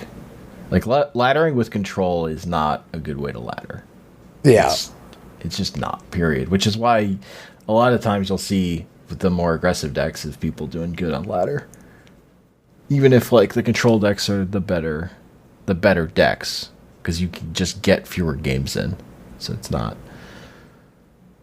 worth it really if you're just trying to rank up. Yeah. So that's a thing. Whereas if you're doing like a tournament, you do the. Although sometimes even in tournaments, like there are people like there's an argument to not do the control deck because you're gonna be fucking exhausted. Or because like the games take forever. Like it's in the first Magic Open where it timed out. Look, because those Yori and Luca mirror matches took forever. I'm stoked on Historic in general right now. Mm-hmm. Like, I haven't been playing a ton, but like, it's so exciting that they're actually putting Amonkhet back in, or Amonkhet block, I should say. Jumpstart is, that's a double-edged sword. It's cool. It introduced a lot of cool shit that I really like, but goddamn, just give us some packs. Let us actually get things. It's so annoying. Yeah. But good additions. The method of acquiring Jumpstart is kind of bad, and because I was so focused on the way I was acquiring cards through Jumpstart, I didn't even really get to enjoy Jumpstart like the way it's meant to be, of like picking whatever two combo versions of these I want to play together or whatever. I wasn't actually thinking of deck construction anytime because I was just thinking about the cards I needed to get. So that's kind of lame. I think they should have. I think it was an experiment that didn't work. Yeah, it was close. I think it's close. There's obviously many different ways they could have tackled it. I think even just adjusting if that were a format and you could just get normal packs, that's how you would do it. Yeah. But you could draft it this way, or you could just do it normally. I think for drafting it that way, if it wasn't 2 wins, that's what, for me, that's what felt so bad. Like, why the hell would I keep enjoying this? Like, even if I had a fun combo or something, why the hell would I keep enjoying it if I'm actively missing out on value by playing more than twice in a row if I win both times? Like, of course I'm going to resign and enter again. That's just a weird thing with the rewards. Like if when F&M rolls around and it's like, or whenever they're running a historic brawl event, it's like, hell yeah, I'll play a historic brawl. Once I've got my rewards though, I'm just like, I could do something else. Even if like really I want to be able to play historic brawl whenever, but there's something about getting in the reward and then moving on. If it's F&M and it's actually something fun, like some of the weird Cascade shit or occasionally Mormir or Historic Brawl, I'll stick around. I'll do a few extra. Especially Historic Brawl. Dude, my elf deck does not always win, but I fucking love playing that deck. So last time they had it, I sat around and did like maybe double the games I would have needed just to get rewards. It's just fun. Jumpstart was not, the way it was structured was not fun enough to keep doing. Because it's just that yeah. It's that low power magic everyone says they want. Yeah. Yeah. And now they're going to be like, people clearly don't want this because, you know, they just resigned and did it for the value instead of the enjoyment. I mean, look. The thing I can definitely say about Magic players, they're going to complain. Oh, hell yeah.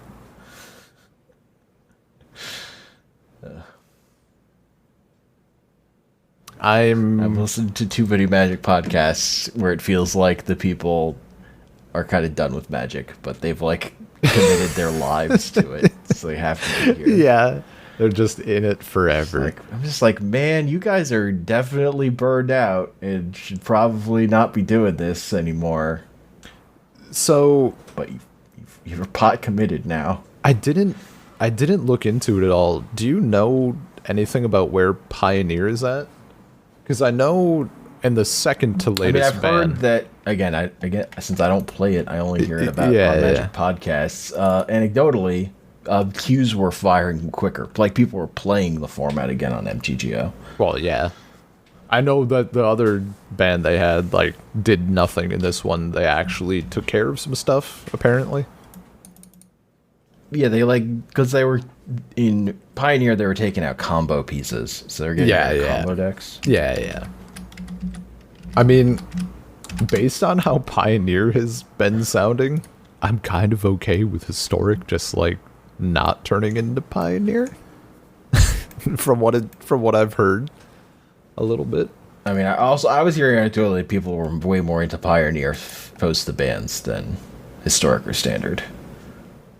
Because the Pioneer bans actually worked. Whereas if you play Standard, you're still playing ramp decks. The same exact deck, yeah. Yeah, you're still kind of seeing the same things.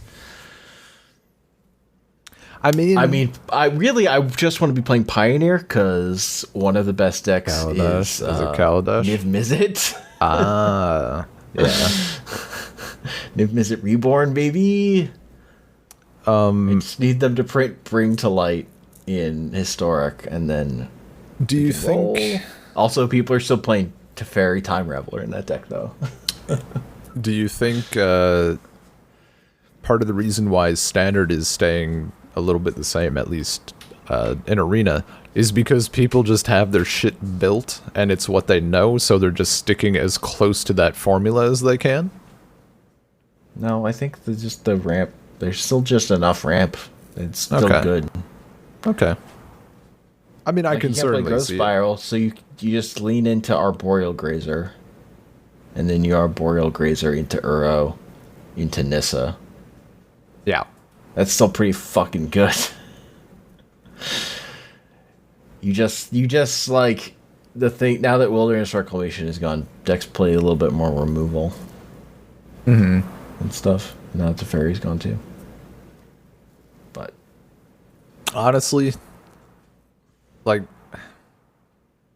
Wilderness. The big thing is just I don't feel like getting committed to this Historic format because Kent Remaster is around the corner. Oh, and, yeah, like yeah. Thoughtseize is gonna change the Dude, format. Thoughtseize is gonna be absurd. I hope they have like a decent draft environment, or I hope they have decent draft events, I should say, because doing blue red burn or like spell slinging burn or whatever, so much fun. I forced that almost every time I drafted in that block, and I destroyed people. It was dumb. I haven't drafted in like a long time at this point. I'm just too committed to. Yeah, I just like constructed too much.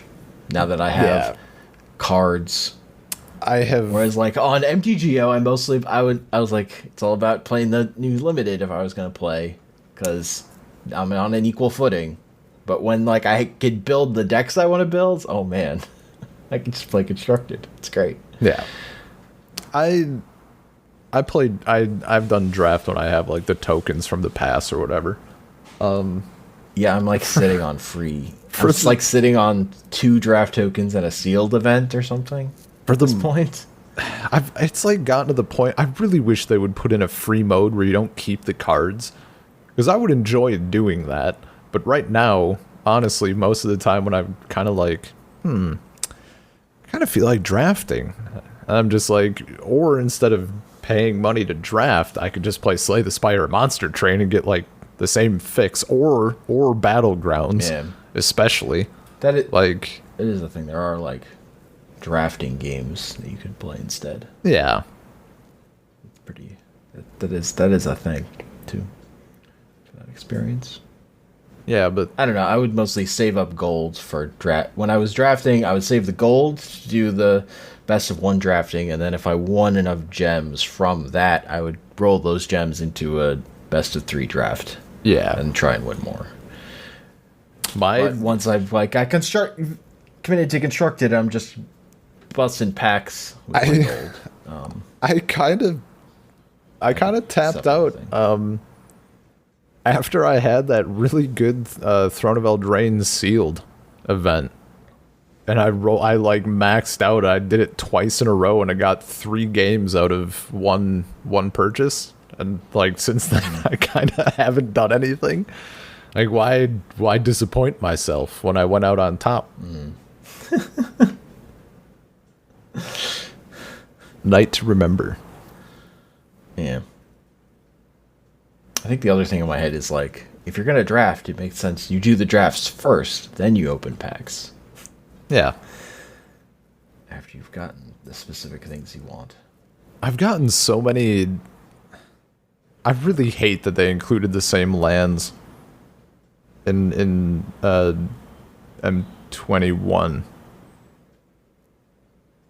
Right? Same lands? Is it like they have the temples or whatever? Like they redid the temples in Fabled Passage and shit?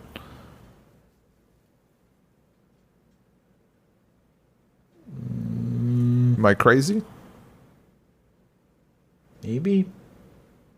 Because they had that whole thing about like They have duplicate protection if you have 4 ofs. They do, but now my collection looks like 3 temples from this set and 1 temple from the other set.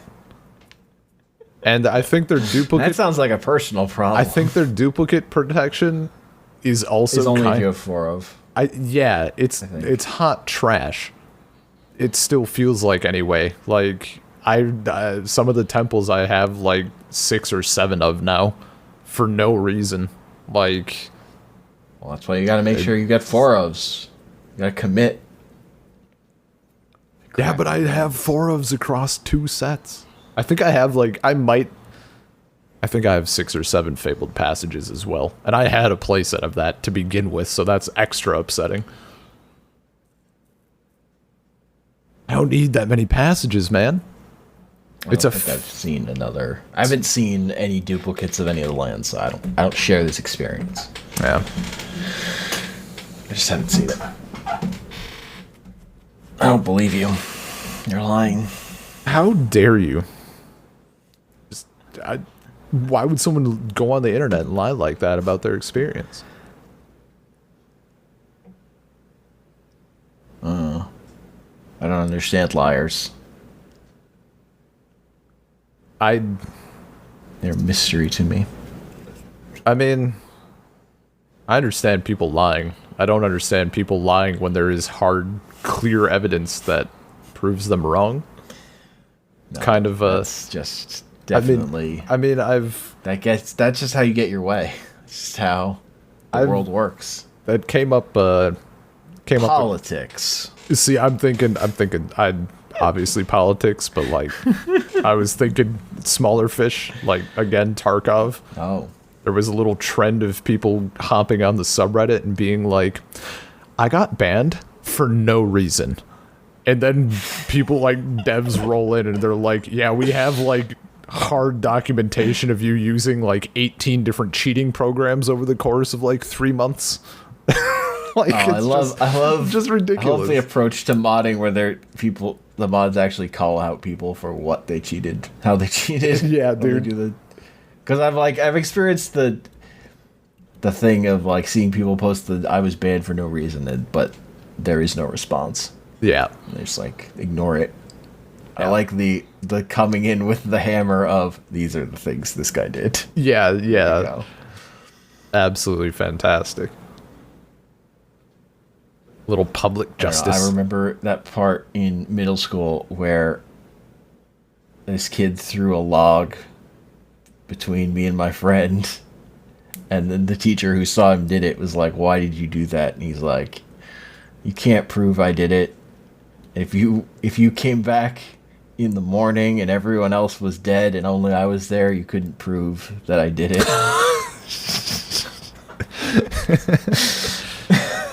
What a response. He escalated. That escalated quickly. Yeah. Jesus.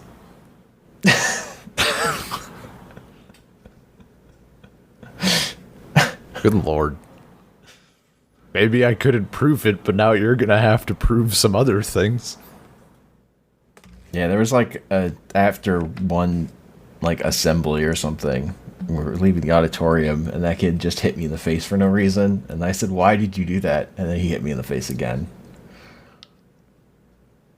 and then I like put my arms around him, and then a teacher yelled at us, and I got in trouble too. Oh, I mean, that's classic school nonsense. How dare you defend yourself? You should know better. Why did you hit me? Hits me again.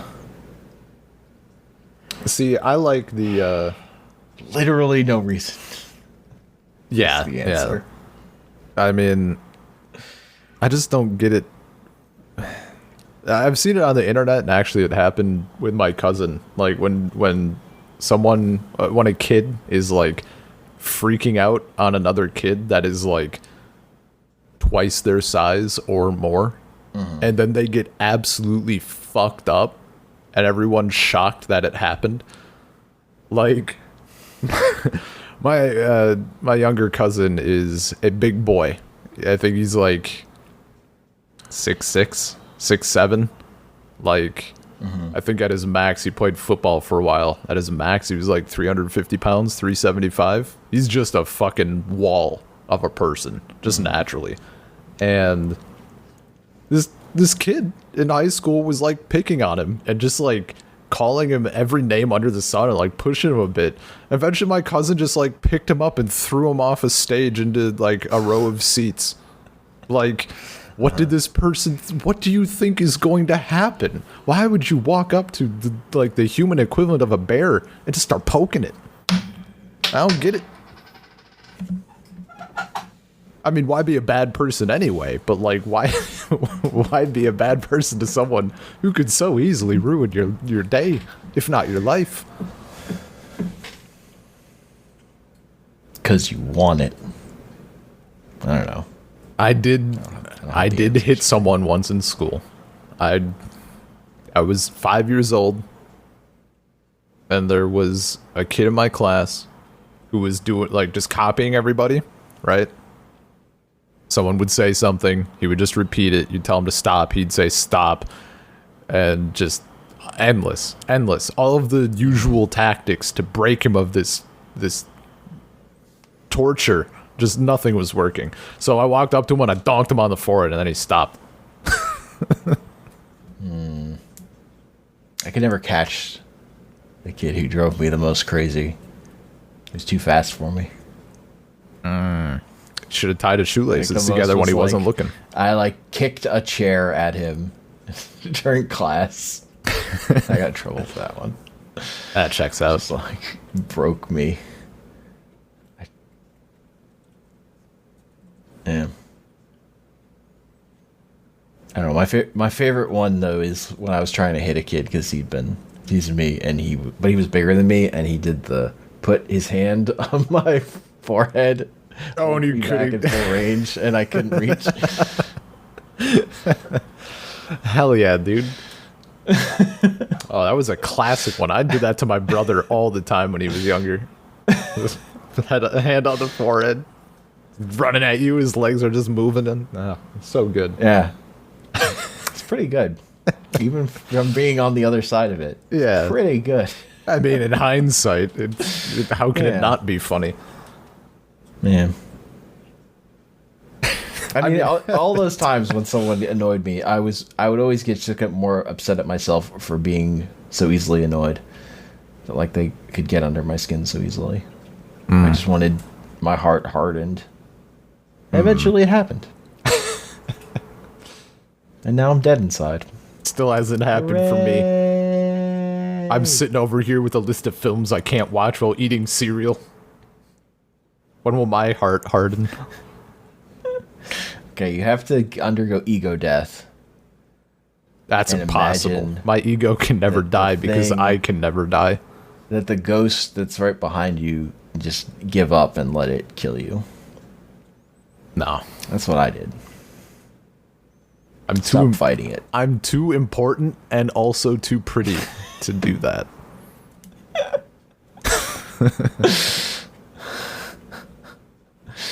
I was so tired. The anxiety every day. I'm too youthful to eat cereal while watching Ip Man.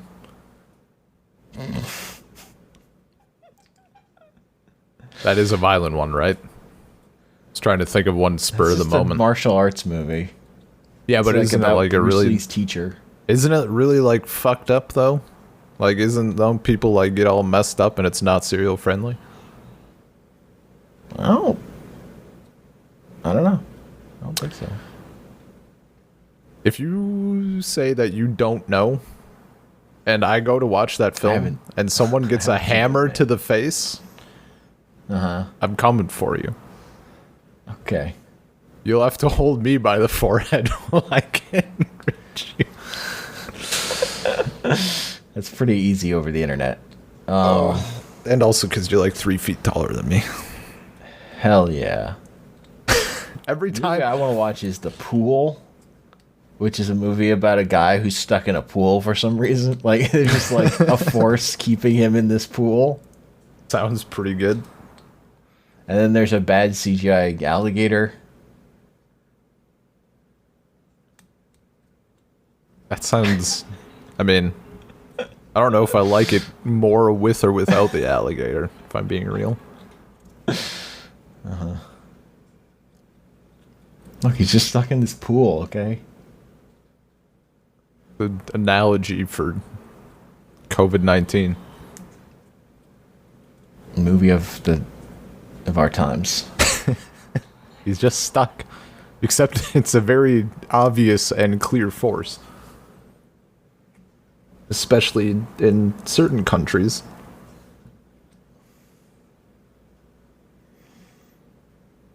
Anyway. Is that I a... also still need to watch. I don't Yes. remember the name of that. Andy Wow. Samberg Groundhog Day movie. Yeah. Palm Springs? Palm Springs. Yeah, yeah.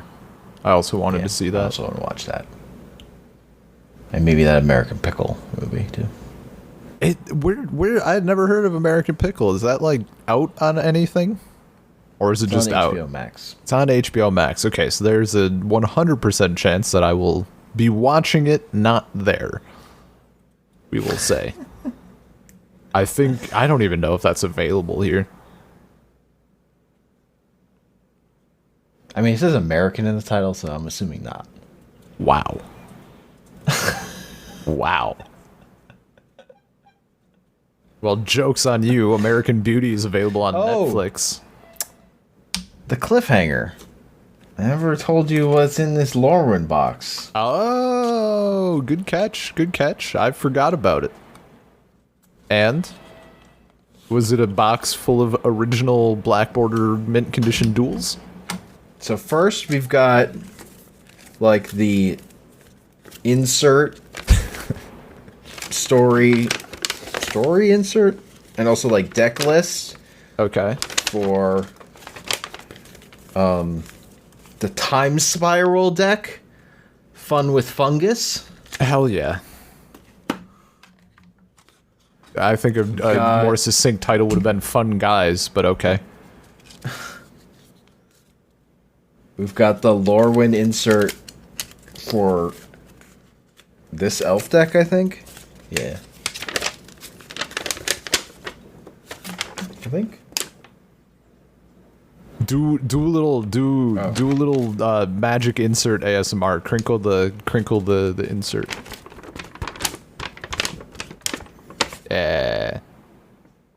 Tap that paper. It's got like lore on it. Third insert. Also a Lorwyn Precon insert. It's just all inserts. Just have I think these all have the list for all the decks, so I can't. They didn't make like different ones for different decks. But I think I was buying like 2 copies of those, some of those precons because I wanted more copies of the cards in them to build like actual decks. Yeah. Also, there were magic cards in here. Okay, see that's okay. Go on. It's the cards from the Ikoria Collector's boosters I bought minus the King Ghidorah and Space Godzilla cards, which I put in hard sleeves. Okay. So we've got a lot of common foils.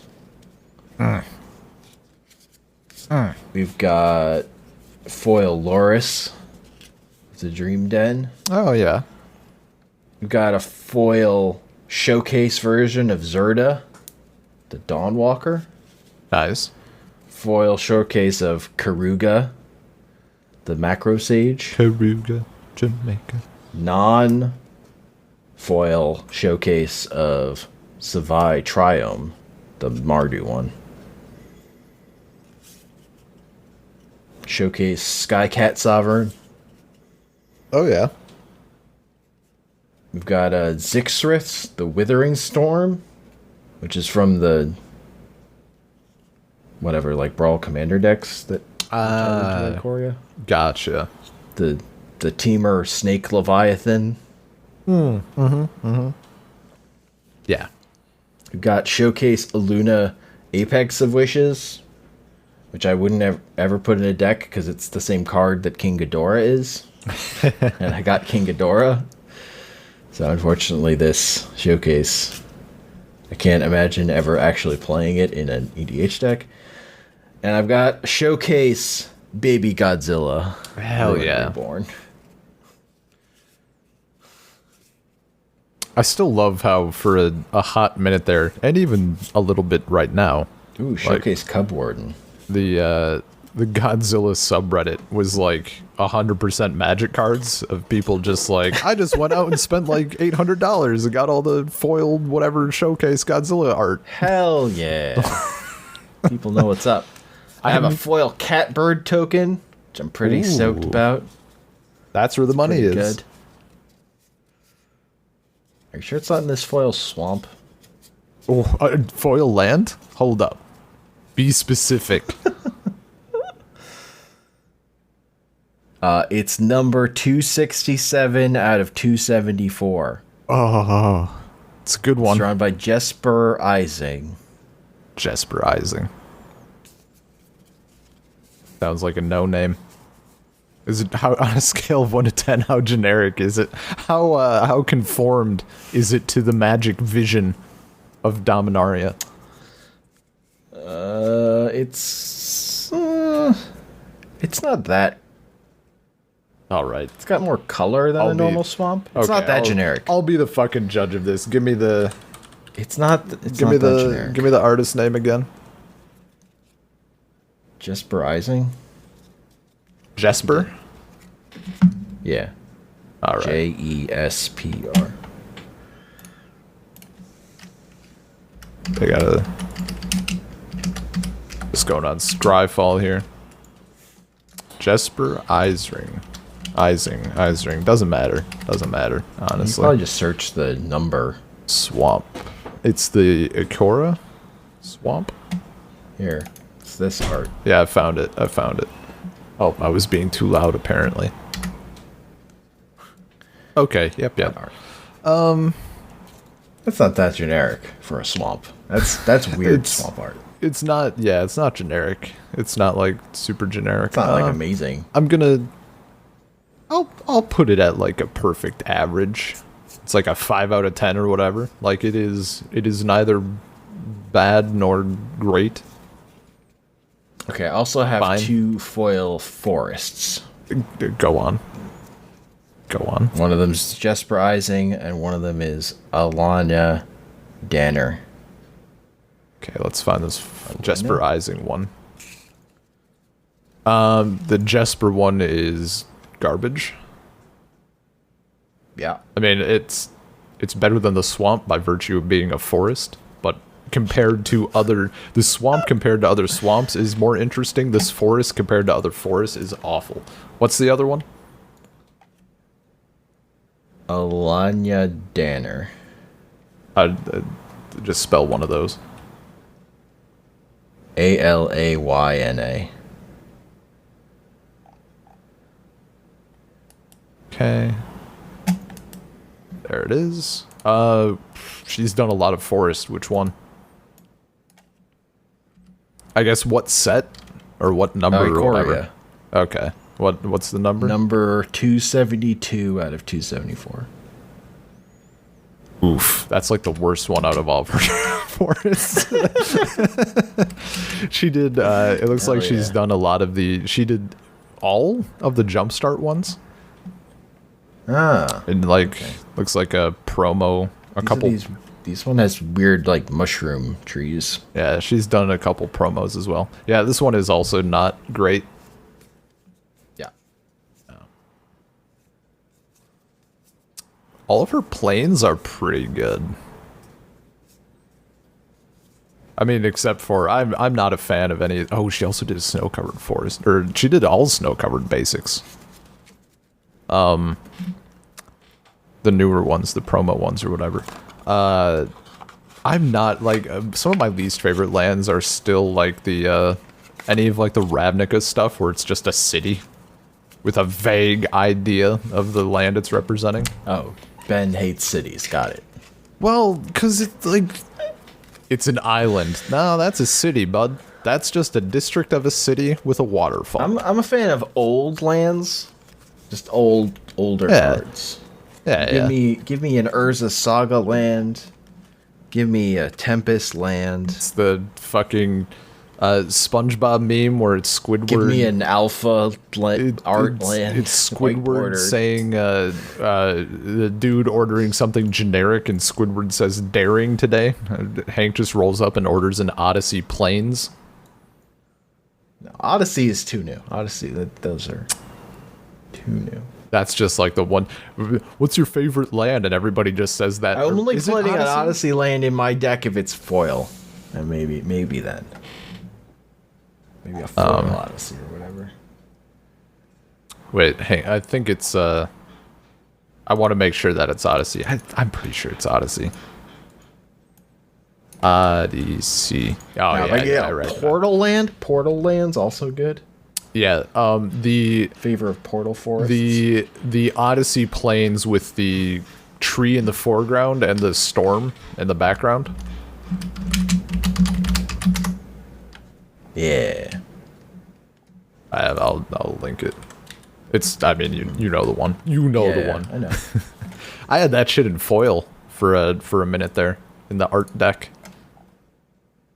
It's a good one. It's up there. It's top tier, but like it's the world's like. What's your favorite land aside from that one, sir? One day we just go through all my foil lands. Oh, let me guess. Your favorite island is the bowl from Zendikar.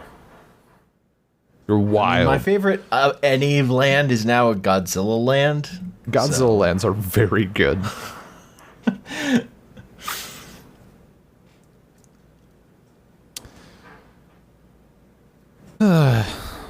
Also, when I opened them, they weren't curled, so 10 out of 10. Nice. That was my favorite part. Like finding. I hate like looking at my commander decks after I've opened them because all the foils are curled. Dude, I mean, it's a clear like I was getting cards. New cards are curling more than like that Odyssey Plains was just in like it was just out. It was loose. Yeah. And it wasn't curled like barely at all. And meanwhile, I've had this from F&M for about 2 days, and it's in heavy played condition based on the curling.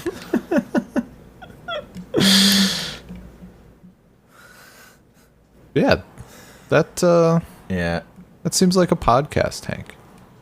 I know another complaining about Double Masters foils curling because they're spending so much fucking money on them. Well, yeah. That dude took them out of the box. His topper, it wasn't even foiled, and it was curled. It was just a regular non-foil whatever, like showcase. There were also stories of like the toppers like getting shook around in the box and getting bent. Yeah. It was that might have been what it was. At least that stuff like you can report to Wizards right away, and they replace them. Hopefully. They'll send you a sheet of uncut cards. Do it yourself.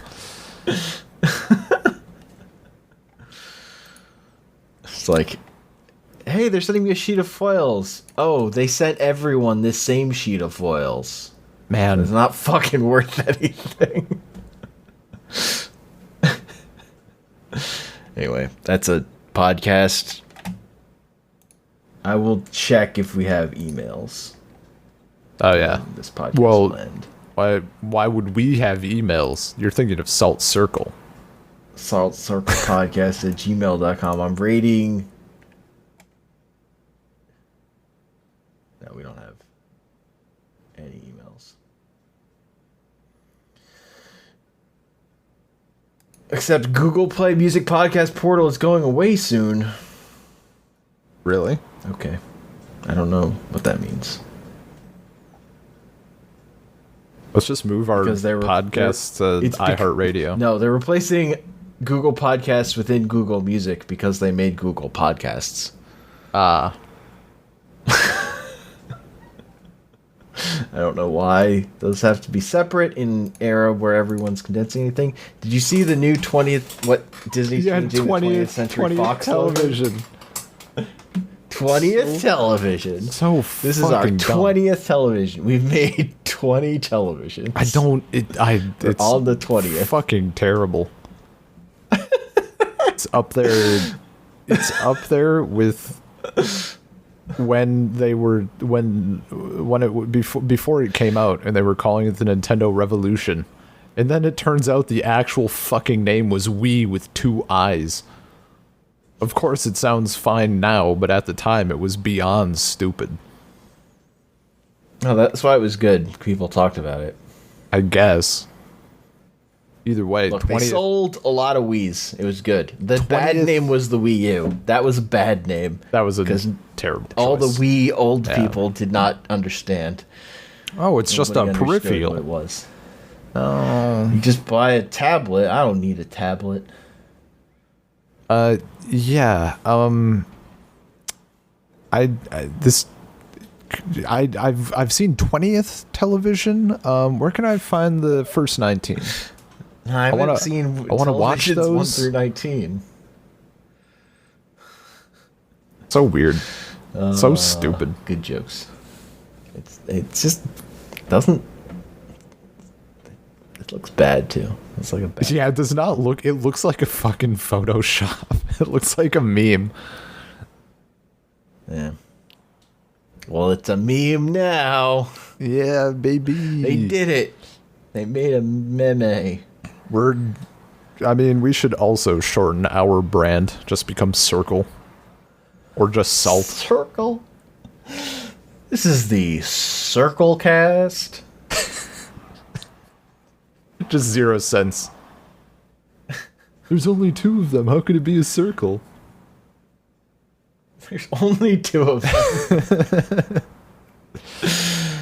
One is the center and one is the radius. That's how you get a circle. Don't get all math on me. I'm done with school. I don't want any more math. One is the man trying to reach for the tie, and one is the tie. Our friend Ty? No. Definitely not him. Wow, definitely. Damn. Whatever happened to That's the Spaghetti harsh. Cast of tomorrow? We were gonna do a like a reunion episode. That never happened. Probably for the better. Though our mics have all gotten much better since making that podcast. Still, I will never forgive you guys for being in person together and not recording something. It might happen if me and Ty meet up again, or when we meet up again. I don't know that will happen with all of us because Peter's already seen Wisconsin. I'm mad enough that we didn't record anything that when we met in person, but we only met for like that was an hour or whatever. next time. Next time. All right. I mean, it also would have been weird if we were just recording and Anya was sitting there awkwardly, like eating pancakes in the background. 3-person podcast. It's fine. Everyone's like, you're. Oh. The only thing she says at the end is that I'm stupid. we go a whole Great. 1 or 2 hours of Like talking. we never introduce her, and then just at the end. She just caps it off by saying my opinions are shit, and then the episode cue outro.